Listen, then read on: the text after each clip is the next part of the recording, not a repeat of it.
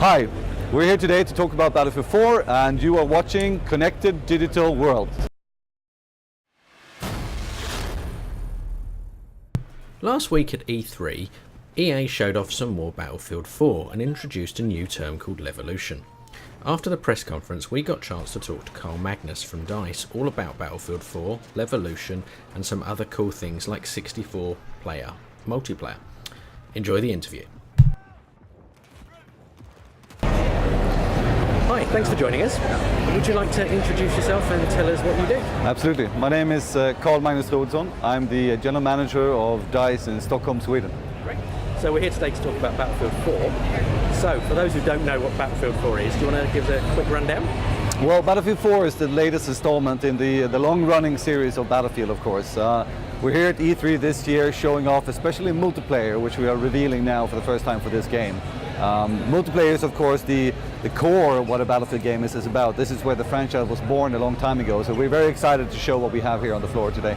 Great, so you actually revealed at your press conference a 64-player version of online multiplayer. Do you want to tell us a little bit about that? Well, we've at the press conference this Monday, we did reveal that we had 64 players, and we've had this in Battlefield before for the people that know the franchise on PC, but what we're revealing now is on the next-gen consoles, you will also be able to enjoy this game with a full 64 players, also running at 60 frames per second, and this is a big difference for us. And what have the technical challenges been for you in accomplishing that? Well, I mean, with the next-gen consoles, we get a lot more power, memory, etc., and we decide that we want to use that on features that really matters to the gamers out there. And to us, playing with 64 players at a smoother frame rate, etc., is something that we want to focus our that power on, instead of perhaps putting more of that on something that might be more of a gimmicky.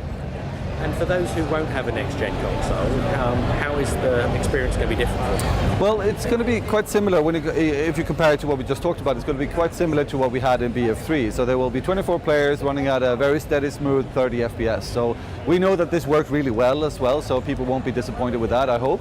But if you really want to enjoy this in its full breadth, then of course you should get the more powerful system.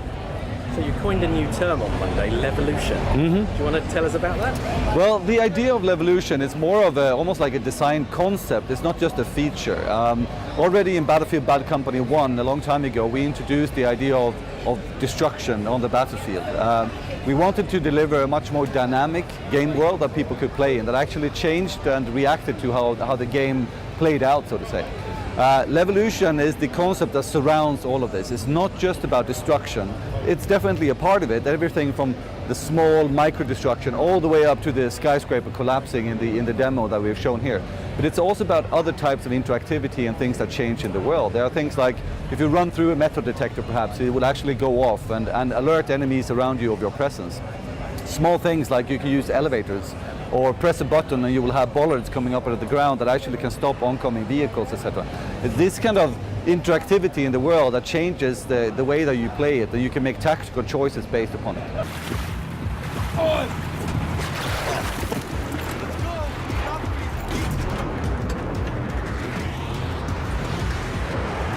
Take her alive! Take us home! Patrol boat incoming!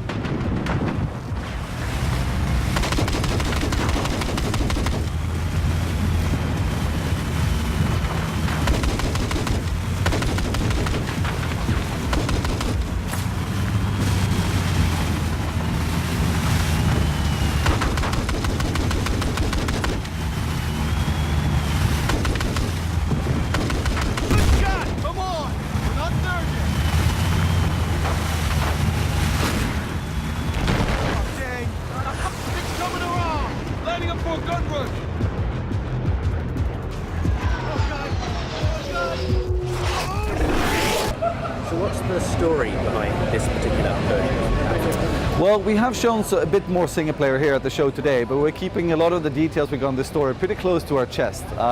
What we're showing here single player wise is a very action-packed demo, in contrast to the Fishing in Baku demo that we revealed the last time.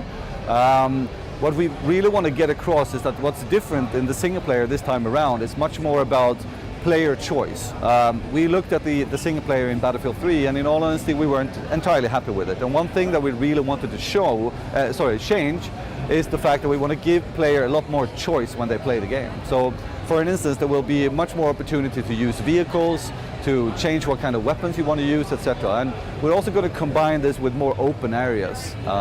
Naturally, every now and then we'll still grab the player, and it will be a smaller, more linear stretch perhaps, where we want to have a more dramatic, epic moment or something. But then we open up the game again, and then it's more up to the player. And you mentioned obviously weapons and vehicles. So you want to talk a little bit about anything new that's in this one? Well, I mean, we are now introducing the whole range of Chinese vehicles. So that's a big new thing for everyone that is into the vehicles. We also have some new classes. We have a lot of amphibious assault going on.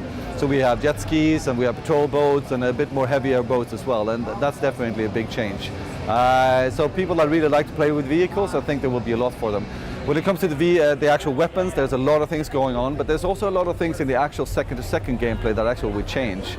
Anything from small features like, small but important features, like you can sprint swim, for instance. And you can actually dive under the surface, when somebody's shooting at you and you're out there swimming for some reason.